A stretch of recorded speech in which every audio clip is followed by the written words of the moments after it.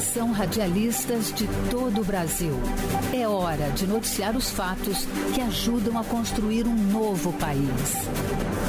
Direto dos estúdios da Empresa Brasil de Comunicação em Brasília, vem aí a Voz do Brasil.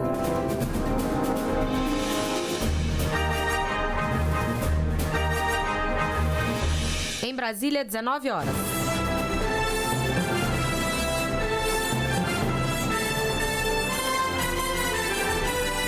Está no ar a Voz do Brasil.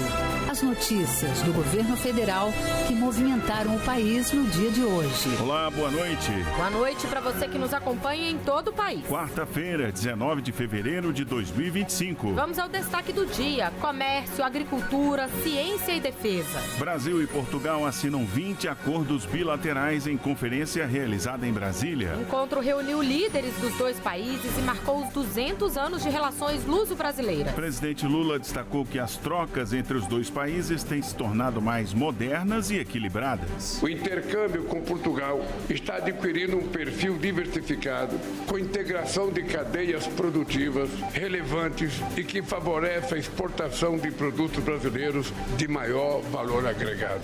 E você vai ouvir também: conectividade. Ministério das Comunicações e Ministério do Desenvolvimento Agrário fecham um acordo para levar internet de qualidade para as zonas rurais. E ainda, desintrusão da terra indígena Araribóia. Nossa entrevista do dia será com a ministra dos Povos Indígenas, Sônia Guajajara. Ela vai falar da 7ª operação realizada para retirar invasores de mais um território e enfrentar crimes como garimpo e extração ilegal de madeira. Hoje, na apresentação da Voz do Brasil, eu, Mariana Jungmann e Luciano Seixas. E acompanhe a gente ao vivo. Acesse radiogov.ebc.com.br ou acesse o canal Gov na sua TV aberta.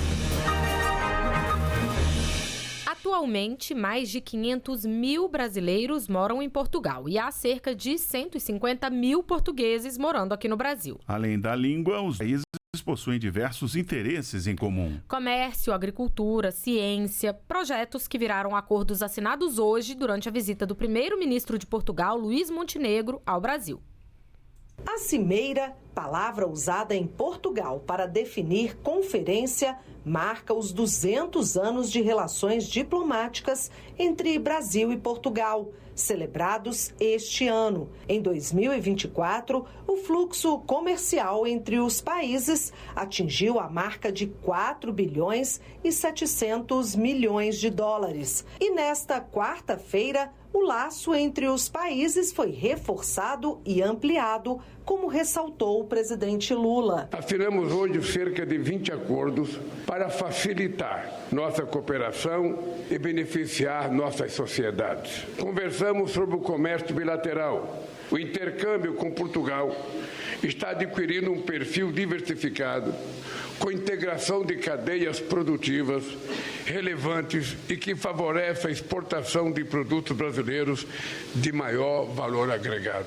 Entre os principais acordos assinados estão a aquisição de aeronaves produzidas pela Embraer, que serão usadas pela Força Aérea de Portugal, e a criação de um escritório da Apex, Agência Brasileira de Promoção de Exportações, em Lisboa, para facilitar a exportação dos produtos feitos aqui. Na área da saúde, também será montada uma unidade da Fiocruz na capital portuguesa, para desenvolver pesquisas conjuntas de novos medicamentos e vacinas. Ainda foram feitos tratados para combater crimes e terrorismo entre os dois países.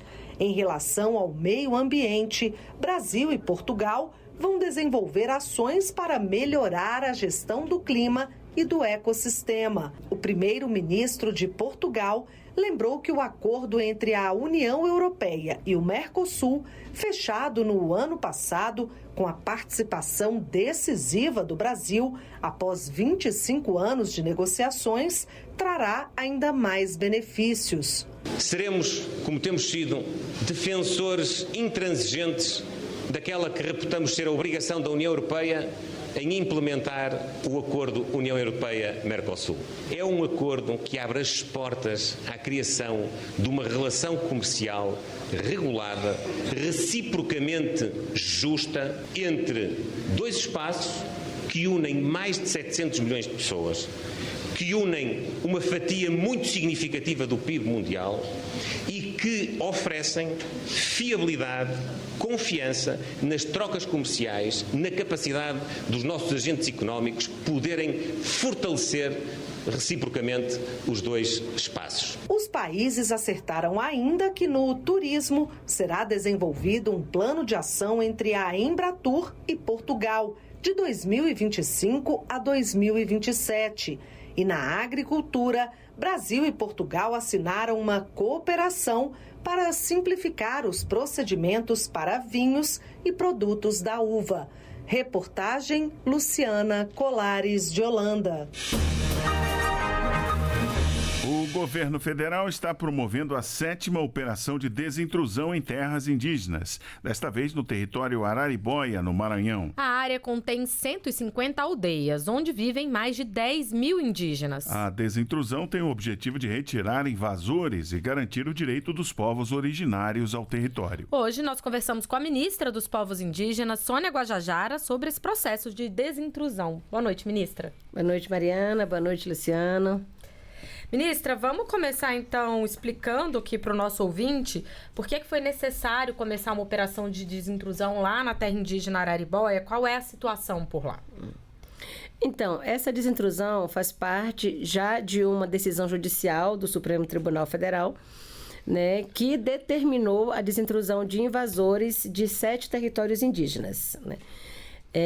Nós já começamos lá no Alto Rio Guamá, e no Yanomami, que continua ali permanente, né? Estava fora da determinação, mas foi uma operação necessária, todo mundo acompanhou, falamos aqui várias vezes sobre, né, território Yanomami.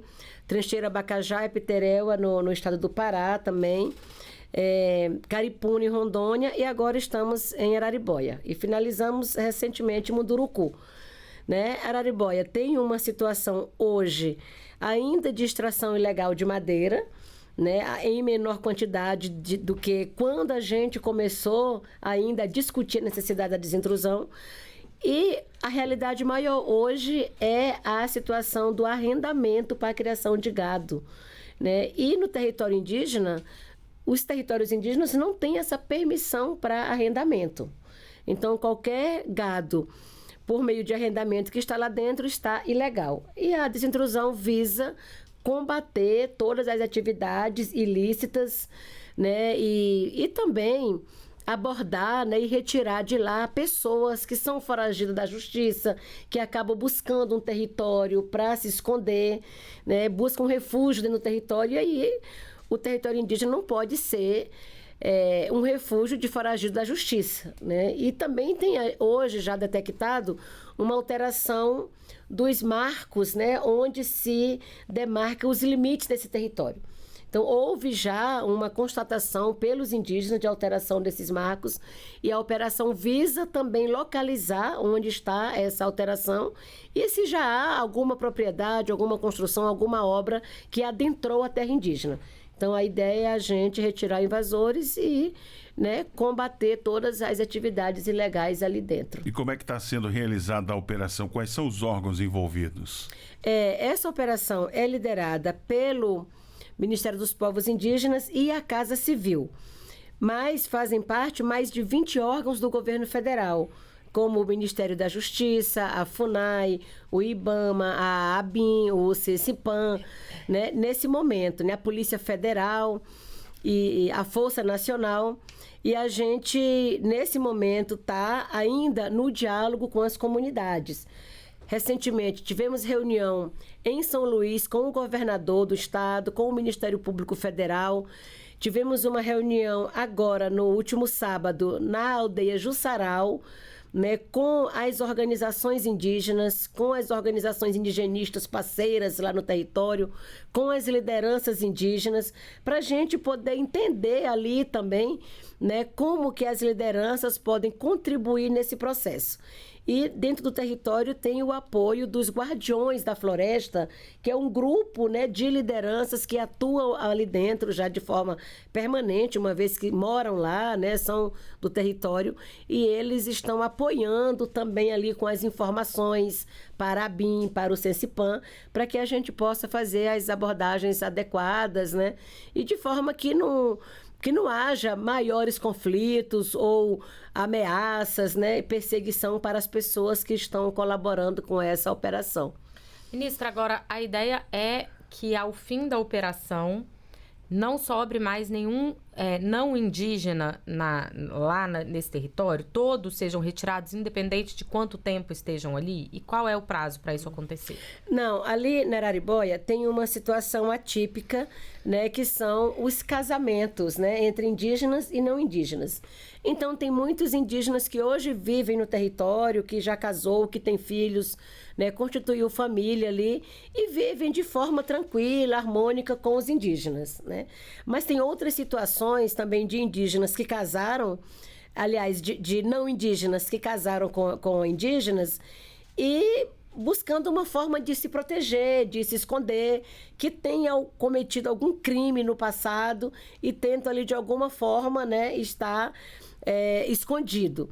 E essas pessoas serão avaliadas pela sua ficha criminal ou mesmo por alguma informação que ele tenha cometido algum ilícito ou esteja levando ameaça, né, situação de violência, provocando conflitos dentro do território.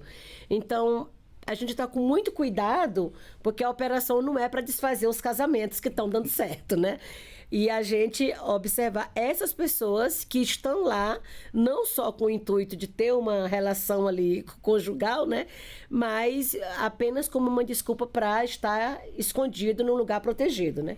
Então, essas pessoas, quem vai dizer se ele permanece ou não é a própria ficha dele, né? A ficha criminal dele é que vai determinar, né, se ele permanece ou não. Ministra, de que forma a desintrusão ajuda também na preservação da terra? Olha, quando você faz uma operação como essa, a ideia é você combater a extração ilegal, seja de madeira, seja de minérios, como foi em outros territórios, né?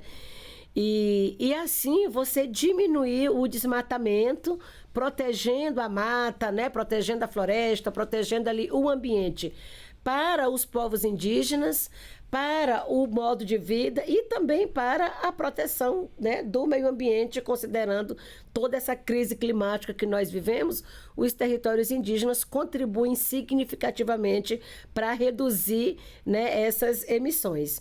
A exemplo do território Yanomami, pela primeira vez na história, nós conseguimos zerar o desmatamento no Yanomami. Eu digo na história desde que a gente começou com a operação, né? Então, agora, dados comprovam que a gente zerou o desmatamento no Yanomami. E, claro, você traz tranquilidade, liberdade para os indígenas produzirem do seu jeito, né? Para que os indígenas possam ter a segurança alimentar, a liberdade e a segurança dentro do seu território. Agora, depois que a desintrusão for concluída, é feito um monitoramento para que quem foi retirado não volte, para que essas pessoas que a senhora mesma mencionou, que podem ser criminosos e tal, não retornem para Sim, território? A gente tem já um plano, né, no Ministério dos Povos Indígenas, de fazer a elaboração ou a implementação do Plano de Gestão Territorial e Ambiental. E aí a gente entra numa outra fase, que é com o MDA, com o MDS, né, com esses ministérios que podem apoiar na produção de alimentos, né, que podem apoiar com essa presença do Estado ali dentro de forma mais frequente, né? Nós estamos agora também organizando para realizar uma audiência pública de combate ao feminicídio dentro do território ou ali no município mais próximos, para a gente discutir também, sabe, essa violência contra as mulheres. Então, né, com a operação, a gente abre portas para realizar outras ações e garantir a presença do Estado brasileiro dentro do território. E há outras terras indígenas que precisam passar, então, por esse processo, ministra? Sim, nós temos ainda mais 2, né, com decisão judicial, mas temos aí uma lista de mais 25 que precisam também ter prioridade em ações de desintrusão. A senhora falou da presença do Estado, né, ainda ali, não só na terra indígena, nos municípios, porque são vários os municípios ali que circundam essa terra indígena. Ela tem 450 mil hectares, acho 413 que é isso, né? mil hectares, né, e abrange 6 municípios. Então, esse tipo de ação também ajuda a trazer o próprio Estado para mais perto das pessoas que estão no entorno da terra indígena. Exato, também. né? E a ideia é essa, a ideia é a gente fazer a desintrusão no território, né, para a gente combater as práticas ilícitas, né, mas também ter essa relação com os municípios no sentido de fortalecer as políticas públicas no entorno e assim evitar o retorno desses invasores para dentro dos territórios. Muito bem, nós conversamos com a ministra dos Povos Indígenas, Sônia Guajajara. Muito obrigado, ministra, pela entrevista ao vivo aqui na Voz do Brasil. Obrigada.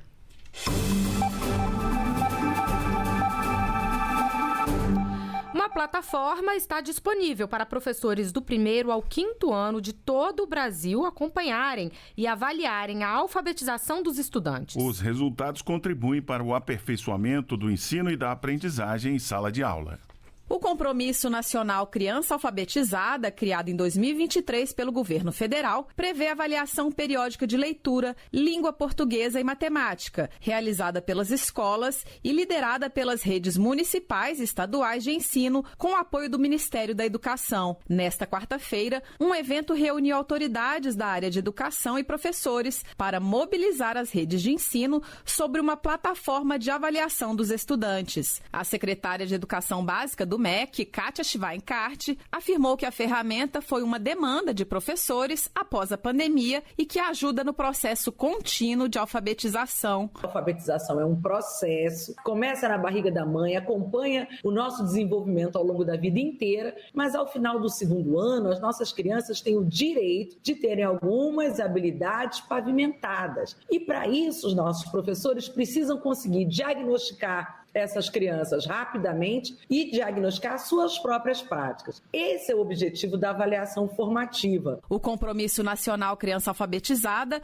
une os esforços da União, dos estados, do Distrito Federal e dos municípios e tem como objetivo garantir o direito à alfabetização das crianças brasileiras. A meta é assegurar que, até 2030, 80% das crianças sejam alfabetizadas ao fim do 2º ano do ensino fundamental. De acordo com a presidente do Conselho Nacional de Secretários de Educação de Capitais, Maria Silva Bacila, além dos professores, todos podem contribuir para a alfabetização de estudantes. Então, esse processo de trazermos o engajamento das comunidades, das famílias, ele é fundamental. E, sobretudo, quando nós falamos também em avaliação. E, mais ainda, nos resultados de avaliação. Então, quando temos resultados, muitas vezes, não satisfatórios, né, nós precisamos corresponsabilizar todos que estão envolvidos nesse processo. A avaliação contínua de 2025 terá 3 ciclos, em março, junho e outubro. No ano passado,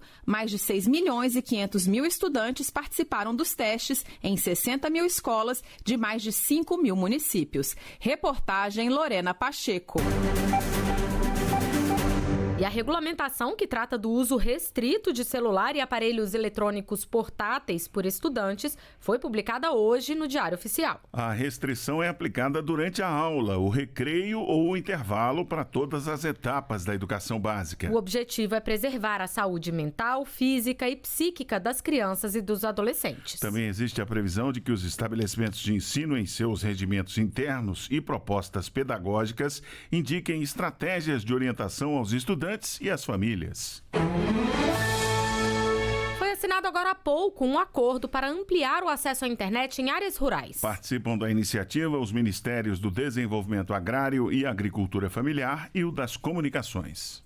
O objetivo é levar conectividade a agricultores familiares assentados da reforma agrária, quilombolas e outras comunidades tradicionais. O agricultor Robemário de Souza, do assentamento Osiel Alves 3, em Planaltina, no Distrito Federal, espera ansioso pelo serviço para auxiliar na sua produção. Necessitamos demais porque toda a irrigação do mirtilho, a gente precisa do Wi-Fi, né, para poder controlar o pH da água, a adubação e tal, esse tipo de coisa, né. E necessitamos também para preencher caderno de campo, o financeiro, né? Estamos pedindo internet para os outros emprestados. Para o quilombola Valmir dos Santos, de Tijuaçu, no município de Senhor do Bonfim, na Bahia, a internet abre portas para a chegada de outras políticas públicas. Com a internet, nós teremos um grande desenvolvimento, com acesso, com mais facilidade à educação, acesso à saúde, acesso a diversos programas. A internet, a gente sabe que é um investimento necessário para a vida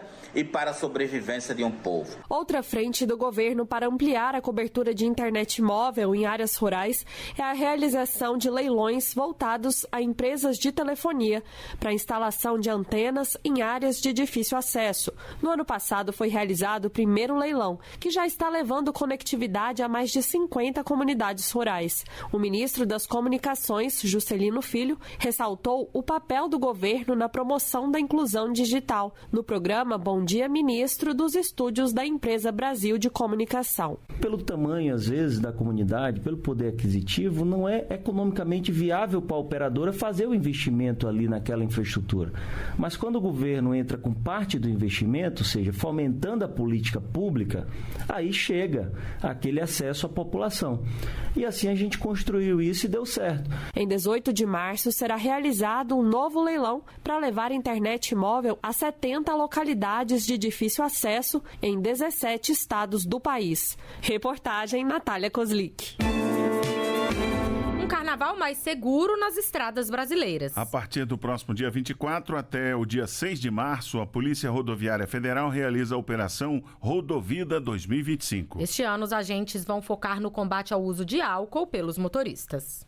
A Operação Rodovida vai mobilizar diariamente 2.700 agentes da Polícia Rodoviária Federal. Eles vão atuar principalmente em 91 trechos críticos que foram mapeados nas BRs 101, 40, 116, 381, 070 e 153.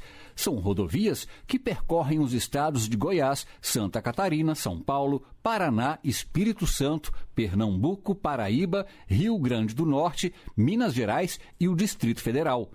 E este ano a operação tem um foco especial: o uso de álcool pelos motoristas. Para isso serão feitos bloqueios para conscientização e fiscalização, como explica o ministro da Justiça e Segurança Pública, Ricardo Lewandowski. Nosso objetivo é conscientizar os motoristas e pedestres sobre os perigos do consumo excessivo de bebidas alcoólicas. E a operação prevê também ações integradas com órgãos locais, além de campanhas educativas e uma fiscalização rigorosa, diga-se, como sempre. A Polícia Rodoviária Federal também apresentou um balanço das ações em todo o ano de 2024. Foram registrados 3.855 acidentes, com 194 mortes e a detenção de 4.000 motoristas por embriaguez. Também foram recuperados 7.800 veículos furtados e apreendidos 139 fuzis, além de 800 toneladas de maconha. Reportagem Nazi Brum.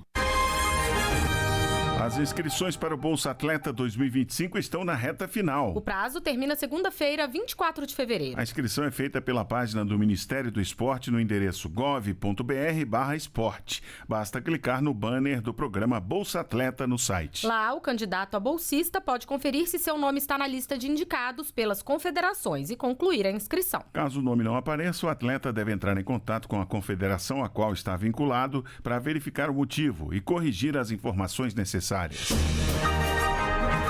Interessados em participar do programa Pé de Meia Licenciatura têm até 30 de março para cadastrar dados e concorrer a uma bolsa. Podem participar estudantes aprovados para cursos de licenciatura presenciais pelo SISU, ProUni e FIES. O cadastro deve ser feito na plataforma Freire da Coordenação de Aperfeiçoamento de Pessoal de Nível Superior, em freire.capes.gov.br/portal. Em 2025, o Ministério da Educação vai financiar 12.000 bolsas.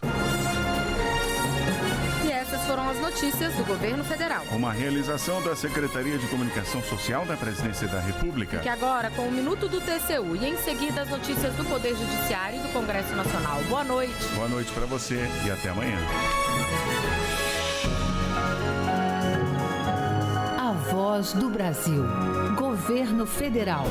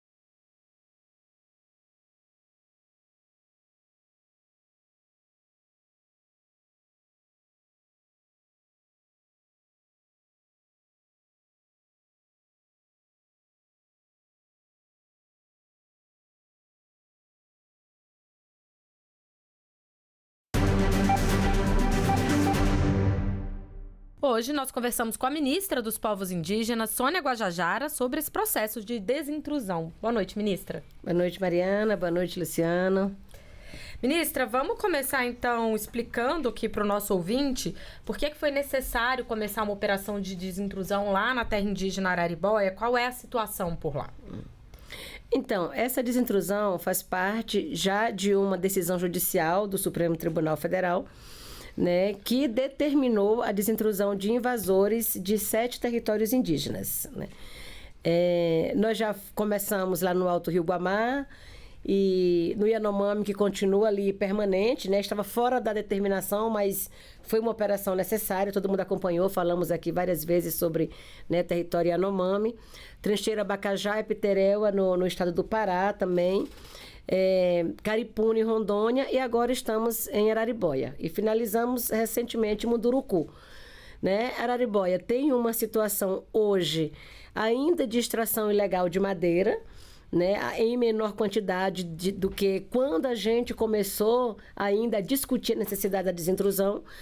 E a realidade maior hoje é a situação do arrendamento para a criação de gado, né? E no território indígena, os territórios indígenas não têm essa permissão para arrendamento.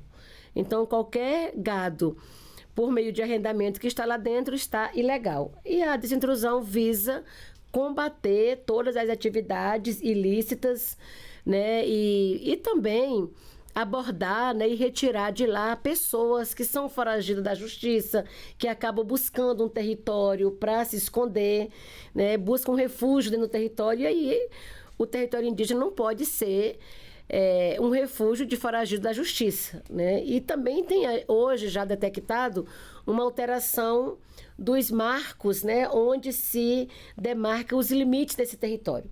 Então, houve já uma constatação pelos indígenas de alteração desses marcos, e a operação visa também localizar onde está essa alteração e se já há alguma propriedade, alguma construção, alguma obra que adentrou a terra indígena. Então, a ideia é a gente retirar invasores e, né, combater todas as atividades ilegais ali dentro. E como é que está sendo realizada a operação? Quais são os órgãos envolvidos? Essa operação é liderada pelo Ministério dos Povos Indígenas e a Casa Civil, mas fazem parte mais de 20 órgãos do governo federal, como o Ministério da Justiça, a FUNAI, o IBAMA, a ABIN, o CECIPAM, né? Nesse momento, né? A Polícia Federal e a Força Nacional. E a gente, nesse momento, está ainda no diálogo com as comunidades. Recentemente, tivemos reunião em São Luís com o governador do estado, com o Ministério Público Federal. Tivemos uma reunião agora, no último sábado, na aldeia Jussaral, né, com as organizações indígenas, com as organizações indigenistas parceiras lá no território, com as lideranças indígenas, para a gente poder entender ali também, né, como que as lideranças podem contribuir nesse processo. E dentro do território tem o apoio dos Guardiões da Floresta, que é um grupo, né, de lideranças que atuam ali dentro já de forma permanente, uma vez que moram lá, né, são do território, e eles estão apoiando também ali com as informações para a ABIN, para o CECIPAM, para que a gente possa fazer as abordagens adequadas, né, e de forma que não haja maiores conflitos ou ameaças, né, perseguição para as pessoas que estão colaborando com essa operação.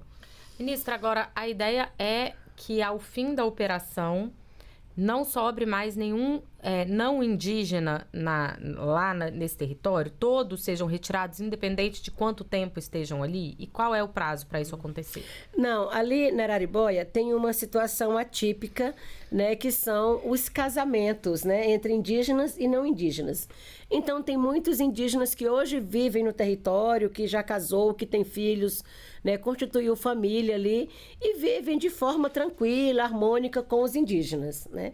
Mas tem outras situações também de indígenas que casaram, aliás, de não indígenas que casaram com indígenas e buscando uma forma de se proteger, de se esconder, que tenham cometido algum crime no passado e tentam ali de alguma forma, né, estar escondido. E essas pessoas serão avaliadas pela sua ficha criminal ou mesmo por alguma informação que ele tenha cometido algum ilícito ou esteja levando ameaça, né, situação de violência, provocando conflitos dentro do território. Então, a gente está com muito cuidado, porque a operação não é para desfazer os casamentos que estão dando certo, né? E a gente observar essas pessoas que estão lá, não só com o intuito de ter uma relação ali conjugal, né? Mas apenas como uma desculpa para estar escondido num lugar protegido, né? Então, essas pessoas, quem vai dizer se ele permanece ou não é a própria ficha dele, né? A ficha criminal dele é que vai determinar, né, se ele permanece ou não. Ministra, de que forma a desintrusão ajuda também na preservação da terra? Olha, quando você faz uma operação como essa, a ideia é você combater a extração ilegal, seja de madeira, seja de minérios, como foi em outros territórios, né? E assim você diminuir o desmatamento, protegendo a mata, né? Protegendo a floresta, protegendo ali o ambiente para os povos indígenas, para o modo de vida e também para a proteção, né, do meio ambiente, considerando toda essa crise climática que nós vivemos. Os territórios indígenas contribuem significativamente para reduzir, né, essas emissões. A exemplo do território Yanomami, pela primeira vez na história, nós conseguimos zerar o desmatamento no Yanomami. Eu digo na história desde que a gente começou com a operação, né? Então, agora, dados comprovam que a gente zerou o desmatamento no Yanomami. E, claro, você traz tranquilidade, liberdade para os indígenas produzirem do seu jeito, né? Para que os indígenas possam ter a segurança alimentar, a liberdade e a segurança dentro do seu território. Agora, depois que a desintrusão for concluída, é feito um monitoramento para que quem foi retirado não volte, para que essas pessoas que a senhora mesma mencionou, que podem ser criminosos e tal, não retornem para o Sim, território? a gente tem já um plano, né, no Ministério dos Povos Indígenas de fazer a elaboração ou a implementação do Plano de Gestão Territorial e Ambiental. E aí a gente entra numa outra fase, que é com o MDA, com o MDS, né, com esses ministérios que podem apoiar na produção de alimentos, né, que podem apoiar com essa presença do Estado ali dentro de forma mais frequente, né? Nós estamos agora também organizando para realizar uma audiência pública de combate ao feminicídio dentro do território ou ali no município mais próximos, para a gente discutir também, sabe, essa violência contra as mulheres. Então, né, com a operação, a gente abre portas para realizar outras ações e garantir a presença do Estado brasileiro dentro do território. E há outras terras indígenas que precisam passar, então, por esse processo, ministra? Sim, nós temos ainda mais 2, né, com decisão judicial, mas temos aí uma lista de mais 25 que precisam também ter prioridade em ações de desintrusão. A senhora falou da presença do Estado, né, ainda ali, não só na terra indígena, nos municípios, porque são vários os municípios ali que circundam essa terra indígena. Ela tem 450 mil hectares, acho 413 que é isso, né? mil hectares, né, e abrange 6 municípios. Então, esse tipo de ação também ajuda a trazer o próprio Estado para mais perto das pessoas que estão no entorno da terra indígena. Exato, também. né? E a ideia é essa. A ideia é a gente fazer a desintrusão no território, né, para a gente combater as práticas ilícitas, né, mas também ter essa relação com os municípios no sentido de fortalecer as políticas públicas no entorno e assim evitar o retorno desses invasores para dentro dos territórios. Muito bem, nós conversamos com a ministra dos Povos Indígenas, Sônia Guajajara. Muito obrigado, ministra, pela entrevista ao vivo aqui na Voz do Brasil. Obrigada.